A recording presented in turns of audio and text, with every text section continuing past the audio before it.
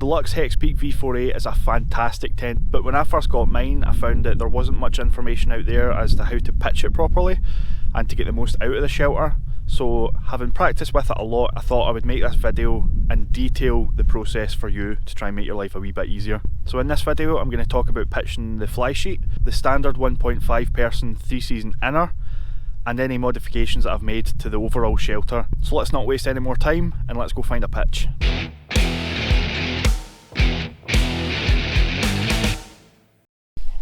This looks like a good spot here.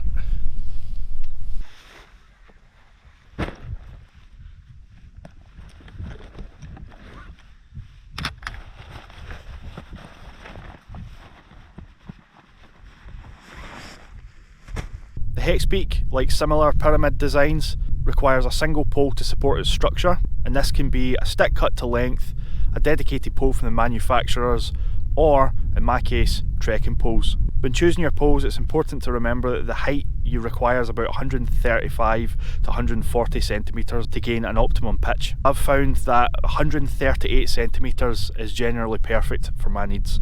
I use two 135 centimetre poles with flip locks, and these are joined in the middle. So basically, just take the ends out like that, and I use this joint piece bought from bikepacking.com. It's called the Missing Link. You get them in different colours for different types of poles. That just slips in, locks in, slips in, locks in like that, and then you adjust your height using the top. I also use this, which is a single 145 centimetre pole, although it's a twist lock. In terms of pegs, I have been experimenting over time and I've now settled on a system that works really well for me. I use 6 of these big bad boys, which are the Alpkit nails. They are 9 inches. I use them for the main tie out points because they're absolutely rock solid. I use 5 of these 7-inch sea to summit ground control pegs for the auxiliary tie outs. These aren't weight bearing, so they're really handy just to stick in. They're also very lightweight. And for the guylines, I use 4 of these, which are the 7.5 inch Y pegs from Luxe. They're really strong and they hold really well in the wind. 15 pegs might seem like overkill. It's also quite heavy in terms of trying to get your weight down, but as you can see in my last video, the tent would not move.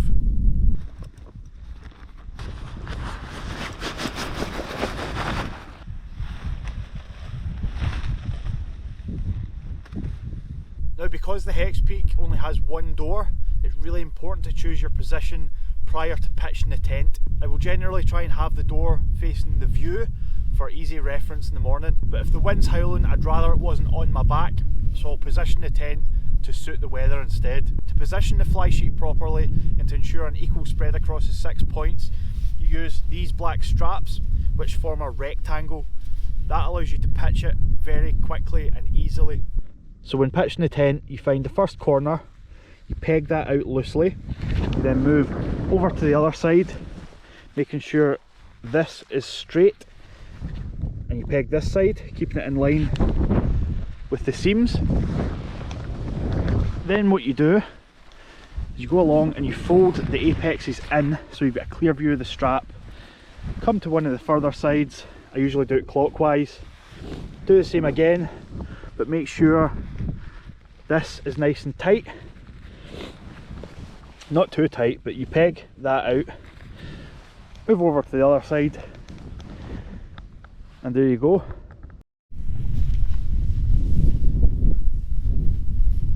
The next step is to go to your furthest away apex, away from the door, pull the apex taut, slip your peg in. You want to leave your pegs about halfway out, and we'll talk about that in a minute. You then move over to the other apex, so the door side, and this step is crucial. So underneath here you'll see there's a hook and there's a loop. All you want to do is hook them together and then pull it taut and peg that. And once you've done that, you've got the basic hexagonal shape, which should be equal on all sides.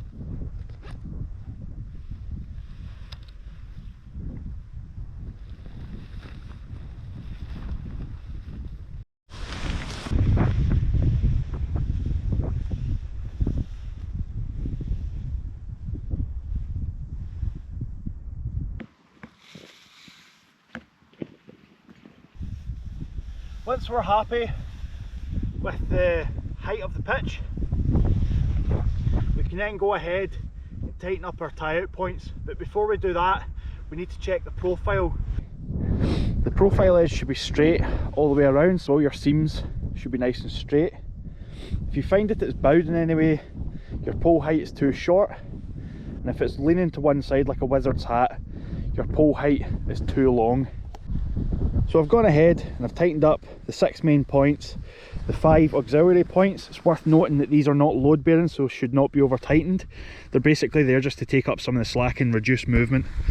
And I've added 4 guy lines. You can have 5. The guy lines really help to open up the tent from inside, and when it's blistery weather they help to stabilise the tent, because the centre of the panels here is where the wind will gather because of the shape, and it just really helps to nail it to the floor. Now there's only one thing left to do, and that is the breather port. So there's a wee pin in there that gives you some nice ventilation. You can see at the bottom of the fly sheet that there's plenty of space for ventilation all the way around, and that will help reduce condensation. All the tie-out points on the Hexpeak have these line locks. Now I'll talk about these lines later on, but they have these line locks and they're really easy to use. So basically, I'll try and do this one-handed. You flip this up and then you pull it tight. They're really easy to use, and then to release them again, you just flip it up and loosen it off. Really simple and a great design. That's how to pitch the fly sheet. I hope it's easy to follow. I'm going to move to another location for the inner, which I'll film tomorrow because it's starting to rain and I'm losing light a wee bit, so I will see you then.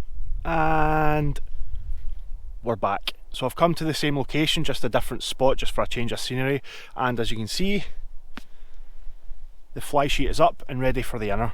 Before we begin, I recommend you have something to kneel on because you will be on all fours getting this inner in, and I've got just a simple multi-mat, really cheap but really useful in a lot of different ways. So let's get into this thing. So the first thing you're going to want to do is you're going to take your inner and lay it flat into position. The standard Hexpeak inner fastens to 5 points, so we are going to be using 1, 2, 3, 4 and 5. Now you can actually have this in any orientation you want. I just like having it here because I like facing the door.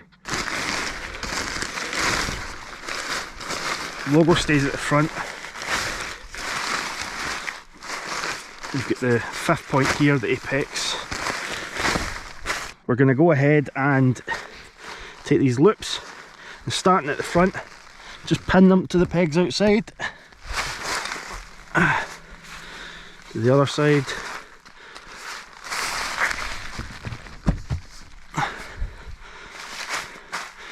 Do the back first. Oh.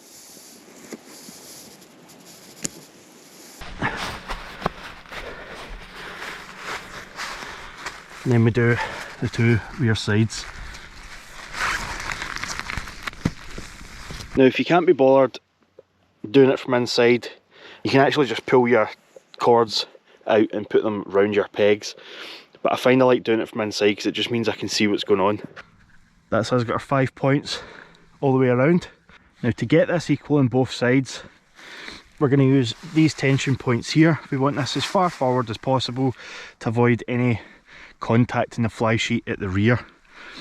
So start at the front as before, and I like to pull it in line with the auxiliary tie out and just tighten it up. Now you want equal spacing on both sides if possible, so you just pull it tight, tension it up. That should be it. Yep, that looks about good to me. And then we're going to do the rear points. On top of the inner, you can see we have another hook, and up top, I don't know if you'll be able to see this, but there's another loop here. So all you're going to do is join the 2 together.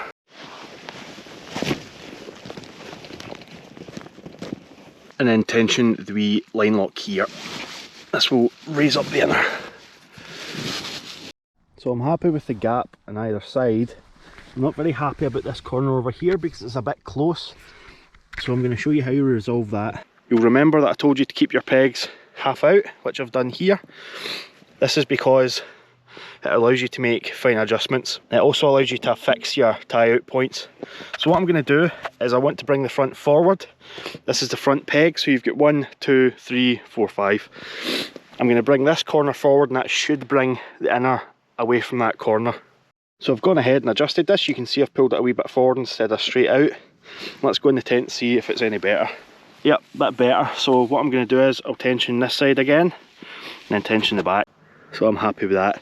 You can see I've left it kind of flat there. It just means there's plenty of gap all the way around. You can see all around the edges apart from that corner. There's plenty of formation. We've got plenty of headroom. It's nice and tight. And we've still got plenty of gap all the way around. And there you go. One inner installed.